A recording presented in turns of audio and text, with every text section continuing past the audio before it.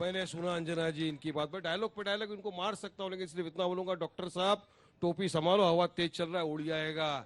मोदी जी को पता है कि गुजरात में टाई टाई फीस है। कौन से मुद्दे पे चुनाव लड़ रहा है भाजपा? चलो यहाँ पे बताओ मेरे को, क्या विकास के मुद्दे पे लड़ रहा है? नहीं। महंगाई बेरोजगारी पे लड़ रहा है? नहीं। या चुनाव किस मुद्दे पे लड़ रहा है? यूसीसी, लव जिहाद, जिन्ना, पाकिस्तान। इसके पाकिस्तान और जिन्ना नहीं होते तो अंजना जी भाजपा चुनाव भी नहीं लड़ता। ओवैसी साहब को फिर जिन्ना का है। वही तो मैं बोल रहा हूँ, इसी मुद्दे के ऊपर चुनाव लड़ेंगे। और कितना शर्म आनी चाहिए, देखिए लोग को।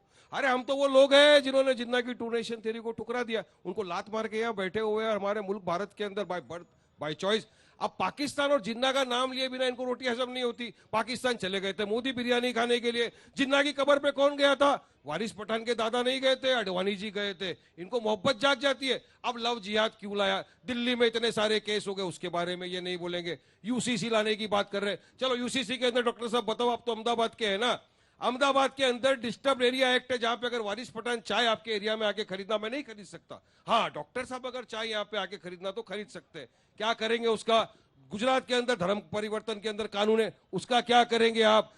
दया भागा मिताक्षा, कौन सी स्कूल ऑफ थॉट का आप पालन करेंगे? कुछ नहीं है अंजना जी, सिर्फ और सिर्फ इनकी बात है, जुमले, इसके सिवा कुछ नहीं है। और अमित शाह ने तो भी कह दिया ना कि 2002 में हमने जो सबक सिखा दिया, उसके बाद तो इनकी सबकी हालत खराब। बिल्कुल आपने सबक सिखाया, आपने बिल्किस बानो के बलात्कारियों को सबक सिखा दिया। वाह क्या काम किया तूने, जा खुली हवा में घूम। आपने सबक सिखा दिया नरोदा पाटिया के लोगों को, 97 लोगों का जिन्होंने नरसंहार कर दिया, उसकी बेटी को टिकट दिया, और आज वो लाइफ टर्म वाला आदमी यहां पर पैरवी कर रहा है, उसके मोदी के लिए कैनवासिंग कर रहा है। मोरबी का पुल टूट गया, क्या किया आपने? कॉन्ट्रैक्टर के साथ मोदी जी बैठ के चाय पी रहे हैं। आपने उसके खिलाफ आज तक कब केस क्यों नहीं किया? जो भाजपा का चीफ मिनिस्टर था गुजरात का, भूपेंद्र पटेल।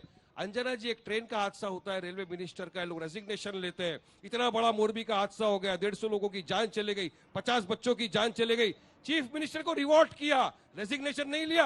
अमित शाह ने अनाउंस किया, अगर हम गुजरात में सत्ता में आए तो हम भूपेंद्र भाई पटेल को चीफ मिनिस्टर बनाएंगे गुजरात का। तो आपने रिवॉर्ड दिया उनको, 150 लोगों की लाश का, जवाब दीजिए। 150 लोगों की जान लेने का रिवॉर्ड दिया। वो कह रहे हैं आप मोरबी महंगाई बेरोजगारी पर नहीं चुनाव लड़ते हैं, क्या लड़ते? पहले सुन तो लीजिए डॉक्टर साहब। सद्दाम हुसैन जैसा चेहरा राहुल गांधी का दिख रहा है, ओवैसी साहब जिन्ना है। मतलब इसका जनता के काम से क्या लेना देना? चुनाव लड़ते हैं। हाँ। अगर आप यहाँ रास्ते में जाओ, और अभी प्रचार तो चल रहा है ना, किसी को पूछो जहां जाके कि विकास के नाम पर वोट देना, हम नहीं बोल के भाजपा को वोट देंगे, हम सिर्फ बोलेंगे विकास के नाम पर बोले वोट देना। बोल, किसकी पार्टी का प्रचार हो रहा है भाई? भारतीय जनता पार्टी का प्रचार हो रहा है। हम बोलेंगे हम सिर्फ इतना बोलेंगे, राष्ट्र प्रेम के लिए, राष्ट्र हित के लिए वोट देना। कौन सी पार्टी का नाम आएगा? कौन सी पार्टी का नाम आएगा? तो यही बात है, गुजरात की जन चेतना जानती है कि हम कुछ खराब बोले तो कहा जाता है बात कि ये तो भाजपा वाले हैं, पाकिस्तान की बात करते हैं तो कि भाजपा वाले हैं। अरे भाई, हम देशभक्ति बात करते हैं तो भी भाजपा वाले हो गए। यानी भाजपा का सिंबल ही ऐसा हो गया है कि राष्ट्रभक्ति, देशभक्ति, राष्ट्रहित, यानी भाजपा। और एक बात है, चलो आपने चुनाव लड़ाया, हमें कोई एतराज नहीं है, टीम हो बी टीम हो, हमें कुछ बात की ऐसा परवाह नहीं है, आप जो भी करो। लेकिन विकास की बात करते हैं, हम सबका साथ सबका विकास लेके जनता के बीच जाते हैं, तो आप क्यों भाई दूसरी जनता के बीच में नहीं जाते कि अटल ब्रिज बनाया, ये दूसरे ब्रिज बनाए, ये रिवर फ्रंट बनाए, दूसरे स्टेट के अंदर भी आप जाओ तो प्रचार का मुद्दा चुनाव तक रिवर फ्रंट को भुनाइएगा। और मोखबारी की बात करते हो तो मैं बताता हूँ, कांग्रेस के मित्र ने अभी बताया 500 रुपये में गैस की बोतल, राजस्थान वाले, राजस्थान में कांग्रेस की सरकार है ना, तो उसने अभी बताया।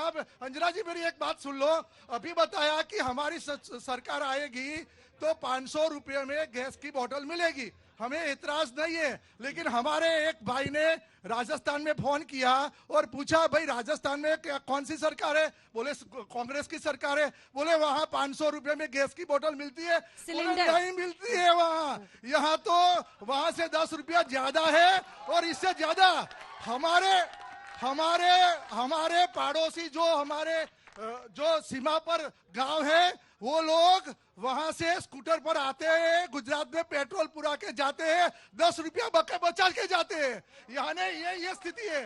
वो कह रहे हैं उत्तर गुजरात में सब राजस्थान से आ रहे हैं। हाँ। लेकिन आप भी जनता के बेनिफिट के लिए अपनी सरकार जहां है वहां करो ना, फिर हमारी बात करो। ठीक है। हमारे पर डाटा देने से कोई फायदा नहीं होने वाला है। ना आलोक जी। कोई फायदा नहीं होने वाला है, क्योंकि ये तो राष्ट्रभक्त लोग हैं।